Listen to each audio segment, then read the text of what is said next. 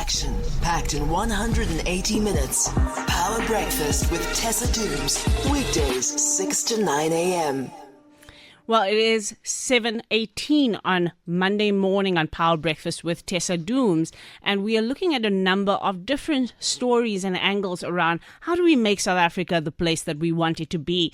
With us on the line this morning is Velenkosini Hlabisa, the Minister of COGTA, who picked up his pen this weekend and spoke about what he thinks needs to be done in municipalities, with a focus here on getting the most qualified people to lead. Mr. Hlabisa, thank you so much for joining us, Minister, this morning. And you and I, as John and I just have agreed, you and I agree on this fundamentally, because one of the things that I've been saying is that if you want a society to work well, you get your best people to lead at the local level, not at the national level. That you actually need the skills, the talent, and the political will most where service delivery is being executed. Give us a sense of what has driven you to pen this view where you want to focus on the staffing and the qualifications of those at the local level. Thank you very much, Tessa, and good morning to the listeners of the radio station. Good morning. As I agree with you, local government must work, because that is where people are. That is where people are expecting services from the closest sphere of government to them. For local government to work, you need competent people with skills, capabilities. I want to start from the first angle, administratively. Yeah. Municipalities spend billions of rands on consultants in terms of doing the financial statements, and most of them get disclaimer, having paid huge sums of money. So is money thrown away? Yeah. Why? You don't have competent CFO who can do the financials on their own. Technically, we need to have resilient infrastructure. As we are now in the middle of the climate change, and if you do not have suitably qualified engineers whom you pay sufficient salary, that is why now on the review of the white paper, if you want to attract skills to even deep rural areas, engineers, CFO, competent municipal managers, you must be prepared to pay. But you can't pay for a person who is not suitably qualified. Well, how do we then make sure that we do attract those people in the climate that we have right now? And I'm going to pose two climates that I think make what you're proposing difficult, getting the best skills at the local level. Number one, that the salaries are so much more attractive at the national level. So if you look at the national wage bill, the management salaries there are quite high, and not necessarily for that frontline work that we're talking about. So now you're asking people to come into the front lines at a local government municipality, where the second problem that they will face is, and many professionals have said this who have left the public service, that you come into that local municipality and you find that political pressure bears down on you in direct ways, in ways that are under the radar in terms of society's notice, and there's so much political patronage that's playing itself out that you just get overwhelmed as somebody who would like to come in and do the right thing and lend your skills. How do we start to overcome those challenges? The first challenge that we must deal with is over-politicization of the local government sphere. I am going to do door-to-door visit to political parties, because there are very few political parties that govern the local government space. It's about 3, if it is 4 at the maximum. I want to talk to them that if we want to get competent people at a local government space, one, the mayors you deploy must be competent. Speakers you deploy, executive committee members you deploy must be competent. The review of the white paper on local government must address the question of remuneration, because it is true, you will not have competent people at a local government space if you do not remunerate them sufficiently. Right.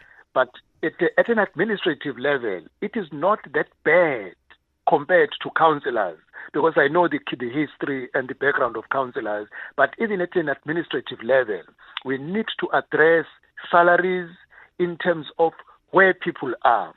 But you need a competent person, not an activist, not a cadre deployed to achieve a political mandate, because he or she will not be able to perform to the standard, because he or she knows I carry a political mandate, not necessarily a performance. And I do have a lot to say, and I think there's a lot to be said about councillors and whether or not we get competent councillors. But that's in a large extent an electorate thing. The electorate needs to demand better councillors. But when it comes to the deployment of executives, that's usually something that comes from how the parties, put themselves together. And then, of course, you're talking here about the administration that should not even have politics playing a role in it. And so I love the idea, Minister, that you're going to be going to different political parties. But do you have any way to actually mandate parties to depoliticize?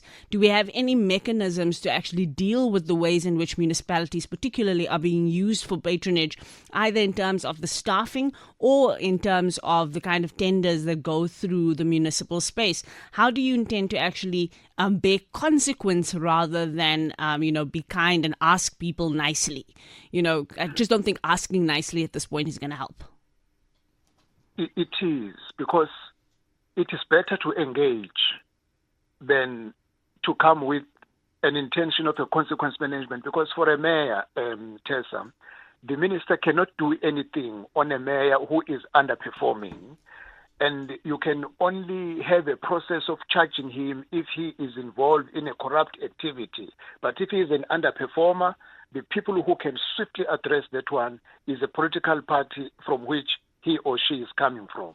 Now, there is a general feeling and agreement at a cabinet level that if we want municipalities to work, the people who are deployed there, both politically and administratively, is a matter of urgency. That is why I want now to go to these political parties, not in the cabinet, because in the cabinet we don't talk about party A, party B, party C, but I know which political parties must be addressed, must be confronted, that if we want people of South Africa to get the best, deploy the best at your local government as leaders. What councillors find are elected by the electorate, but the face of the municipality, people who give a direction, should be competent, should know what they are doing, both administratively and politically. Minister, I'm going to ask you this slightly from a different angle, because you are leading a political party.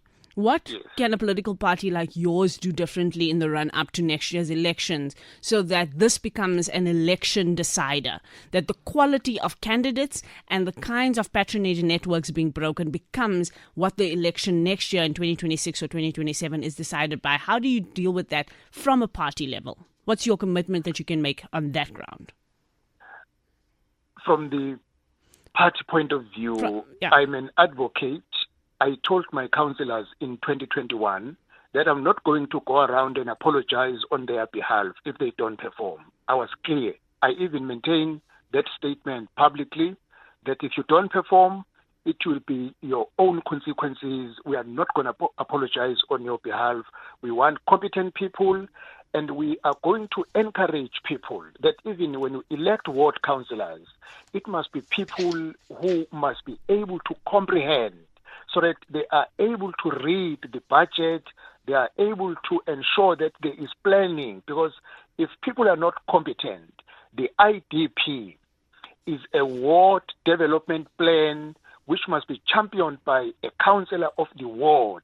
Now, if you don't elect a competent person, you are disadvantaging yourself. That is the message we should be taking across throughout the country. And Minister, what you're saying now bears back to the idea that it's in fact the electorate that's going to need to bear down on politicians and get them to act right.